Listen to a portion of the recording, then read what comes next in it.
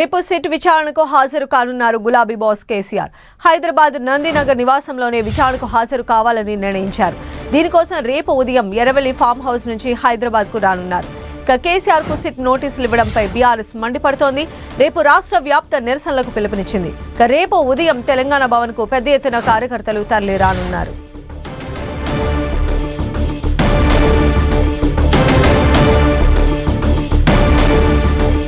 Phone tapping కేసుకి సంబంధించి కేసీఆర్ రేపు సిట్ ముందుకు రాబోతూ ఉన్నారు. ఆయన విచారణకు హాజరు కాబోతున్నట్టుగా తెలుస్తోంది.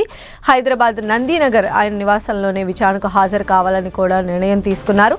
దీనికోసం రేపు ఉదయం ఆయన ఎర్రవెల్లి ఫామ్ హౌస్ నుంచి హైదరాబాద్కి చేరుకోబోతున్నారు.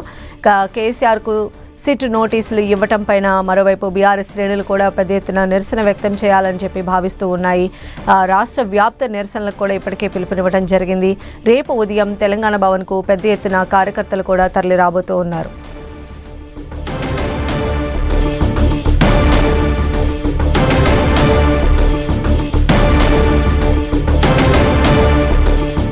మరిన్ని అప్డేట్స్ మా ప్రతినిధి కరుణాకర్ అందిస్తారు. కరుణాకర్, సంధ్య, రేపు కేసీఆర్ విచారణకు హాజరు కావాలని చెప్పి నిర్ణయం తీసుకున్నారు. మరి కాసేపట్లో కేసీఆర్ నుంచి అధికారిక సమాచారం వచ్చే అవకాశం కనిపిస్తోంది.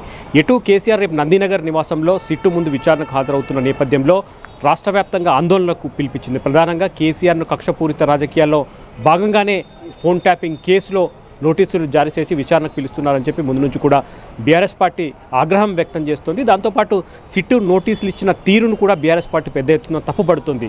65 ఏళ్ల పైబడి తెలంగాణ సాధించిన 9.5 ఏళ్ల పాటు ముఖ్యమంత్రిగా పనిచేసిన కేసీఆర్ ఇంట్లో లేని సమయంలో సిట్టు నోటీసులను ఆయన నివాసానికి ఒక గోడకు అంటించడానికి కూడా బీఆర్ఎస్ పార్టీ తప్పుపడుతుంది. కాబట్టి కక్షపూరిత రాజకీయాల్లో భాగంగా ఇంతకుముందుకే కేటీఆర్, హరీష్ రావు, సంతోష్లతో పాటు ఇప్పుడు బీఆర్ఎస్ అధినేత మాజీ ముఖ్యమంత్రి కేసీఆర్కు నోటీసులు ఇచ్చి వేధింపులకు పాల్పడుతున్న దానికి నిరసనగా రాష్ట్ర వ్యాప్తంగా ఆందోళనలు నిర్వహించాలని చెప్పి కాసేపటి క్రితమే మండలి ఎల్ఓపి మధుసూదనాచారి ప్రకటించారు. రేపు రాష్ట్ర వ్యాప్తంగా ఎక్కడికక్కడ కార్యకర్తలు కావచ్చు, నేతలు కావచ్చు, పెద్ద ఎత్తున కాంగ్రెస్ ప్రభుత్వానికి సిట్టుకు వ్యతిరేకంగా నిరసన కార్యక్రమాలు చేపట్టాలని చెప్పి పిలుపునిచ్చింది. ఇక రేపు కేసీఆర్ విచారణ సందర్భంగా రాష్ట్ర వ్యాప్తంగా ఉన్న పెద్ద ఎత్తున శ్రేణులు, పార్టీ నాయకులు కావచ్చు, కార్యకర్తలు కావచ్చు, పెద్ద ఎత్తున హైదరాబాద్కు రావాలని చెప్పి కూడా నేతలు సూచించినట్టు తెలుస్తోంది. ఈ నేపథ్యంలో పెద్ద ఎత్తున తెలంగాణ భవన్లో వచ్చే కార్యకర్తలు, నేతల కోసం ఏర్పాట్లు చేస్తున్నారు.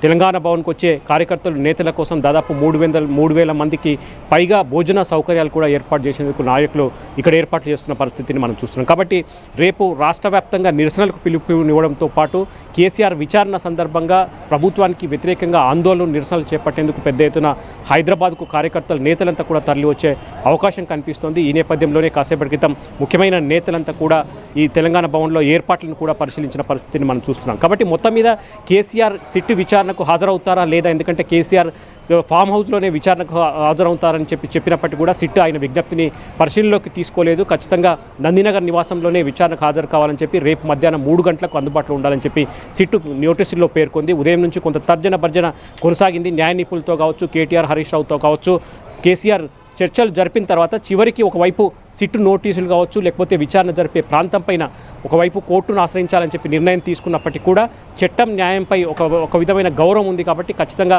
సిట్టు పేర్కొన్నట్టే రేపు మధ్యాహ్నం 3 గంటలకు విచారణకు హాజరు కావాలని చెప్పి కేసీఆర్ నిర్ణయం తీసుకున్నారు. రేపు ఉదయం ఆయన ఎర్రవల్లి ఫామ్ హౌస్ నుంచి నందినగర్ చేరుకుంటారు. సరిగ్గా మధ్యాహ్నం 3 గంటలకు సిట్ అధికారులు కేసీఆర్ నివాసానికి వెళ్లి ఆయన విచారించే అవకాశం కనిపిస్తోంది. కరుణాకర్, అంటే మొన్నే నందినగర్లోని కేసీఆర్ నివాసానికి పోలీసులు చేరుకున్నారు. అక్కడ భద్రతా పరంగా తీసుకోవాల్సినటువంటి వాటికి సంబంధించి కూడా రిఫర్ చేసినట్టుగా కూడా పరిస్థితి ఉంది. కాబట్టి రేపు మరి బీఆర్ఎస్ శ్రేణులు పెద్ద సంఖ్యలో తరలి వచ్చినట్లయితే ఎలాంటి ఏర్పాట్లు చేసే అవకాశం ఉందా చుట్టుపక్కల ఏరియాను?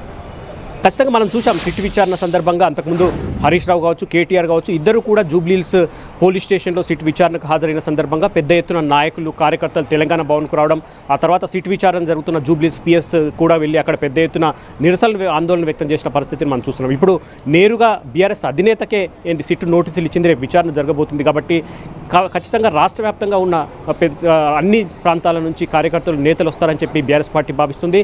చాలా చోట్ల నుంచి నేతలు, ముఖ్యమైన కార్యకర్తలంతా కూడా హైదరాబాద్ రావాలని చెప్పి ఇండైరెక్ట్గా నేతలు, ముఖ్యమైన నేతలు కూడా పిలుపునిచ్చినట్టు తెలుస్తోంది. దాంతోపాటు రాష్ట్ర వ్యాప్తంగా ఆందోళన కూడా పిలుపునిచ్చారు. కాబట్టి రేపు నందినగర్ నివాసంలో ఒకవేళ సిట్ విచారణ రేపు మధ్యాహ్నం 3 గంటలకు జరిగితే అక్కడ శాంతి భద్రతకు ఎటువంటి పరిస్థితి ఉంటుంది, సెక్యూరిటీ పరంగా తీసుకోవాల్సిన మెజర్మెంట్స్ ఏంటి, ఇటువంటి అన్నిటిపైన ట్రాఫిక్ పోలీసులు కావచ్చు, లేకపోతే పోలీసులు కావచ్చు, వీళ్ళంతా కూడా ఇప్పటికే నందినగర్ నివాసాన్ని వాళ్ళు పరిశీలించారని తెలుస్తుంది. రేపు పెద్ద ఎత్తున ట్రాఫిక్ జామ్ అయ్యే అవకాశం కనిపిస్తుంది. ఎందుకంటే కేసీఆర్ నివాసం ఇండో అమెరికన్ క్యాన్సర్ హాస్పిటల్ పక్కనే ఉంటుంది.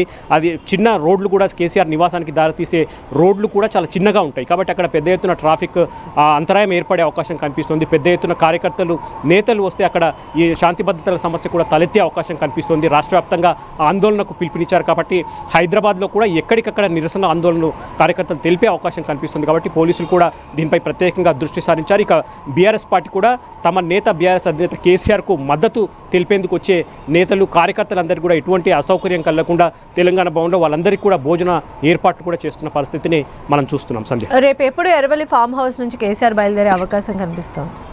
మరి కాసేపట్లో దీనిపై స్పష్టత వచ్చే అవకాశం కనిపిస్తోంది. ఇంకా ఎర్రవల్లి ఫామ్ హౌస్లో మాజీ సీఎం కేసీఆర్ అటు న్యాయ నిపుణులతో కావచ్చు, కేటీఆర్, హరీష్ రావుతో, ముఖ్య నేతలతో కూడా ఇంకా సమావేశం కొనసాగుతుంది. మనకున్న సమాచారం మేరకు రేపు 9-9:30 గంటల ఉదయం 9-9:30 ప్రాంతంలో ఆయన ఎర్రవల్లి ఫామ్ హౌస్ నుంచి నందినగర్ చేరుకుంటారు. ఇక్కడికి చేరుకున్న తర్వాత కూడా మరొకసారి న్యాయ నిపుణులతో ఆయన చర్చిస్తారు.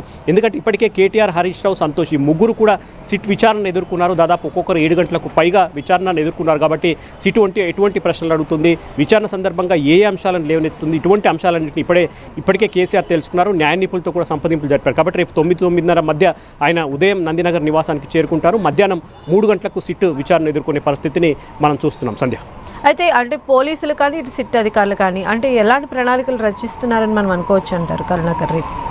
ఖచ్చితంగా ఇది కొంత ఉత్కంఠ రేపుతున్న అంశమే అని చెప్పవచ్చు. ఎందుకంటే 9.5 ఏళ్ల పాటు ముఖ్యమంత్రిగా పనిచేశారు, బీఆర్ఎస్ అధినేతగా ఉన్నారు. అటువంటి సీనియర్ నాయకుడిని సిట్ ఇప్పుడు ప్రశ్నించబోతుందంటే ఇటు బీఆర్ఎస్ పార్టీలో కొంత ఆందోళన కలుగుతుంది, రాజకీయ వర్గాల్లో కొంత ఆసక్తి నెలకొంది, సామాన్య జనంలోనూ ఈ కేసు, ఫోన్ ట్యాపింగ్ కేసు ఎప్పుడు ఏ మలుపు తిరుగుతుందనేది కొంత ఆసక్తి నెలకొంది. కాబట్టి నేరుగా రేపు విచారణ కేసీఆర్ వస్తారా రారన్నది కాసేపటి క్రితం వరకు కొంత ఉత్కంఠ రేపింది, కొంత సందిగ్ధం నెలకొంది. కానీ కాసేపటి క్రితమే దీనిపై క్లారిటీ వచ్చింది.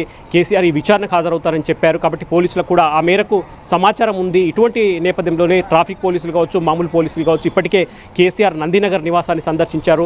సిట్ పోలీసులు అంటే సిట్ అధికారులు ఎన్ని గంటలకు వస్తారు, ఏ రూట్లో వాళ్ళు రావాలి, కేసీఆర్ ఏ రూట్లో రేపు 9:30కి నందినగర్కి చేరుకుంటారు, పెద్ద ఎత్తున కార్యకర్తలు, నేతలు ఒకవేళ నందినగర్ నివాసానికి చేరుకుంటే వాళ్ళని ఎట్లా కంట్రోల్ చేయాలి, తెలంగాణ భవన్ కూడా పెద్ద ఎత్తున నేతలు, కార్యకర్తలు చేరుకోబోతున్నారు. కాబట్టి వాళ్ళని ఎట్లా కంట్రోల్ చేయాలి, దాంతోపాటు ఇటు హైదరాబాద్తో పాటు రాష్ట్ర వ్యాప్తంగా పెద్ద ఎత్తున కేసీఆర్కు మద్దతుగా కాంగ్రెస్ ప్రభుత్వానికి వ్యతిరేకంగా నిరసనలు, ఆందోళనలు చేపడితే వాటిని ఎట్లా ఎదుర్కోవాలన్న దానిపైనే పోలీసులు దృష్టి సారించిన పరిస్థితిని మనం చూస్తున్నాం. సంధ్య, రైట్ కరుణాకర్.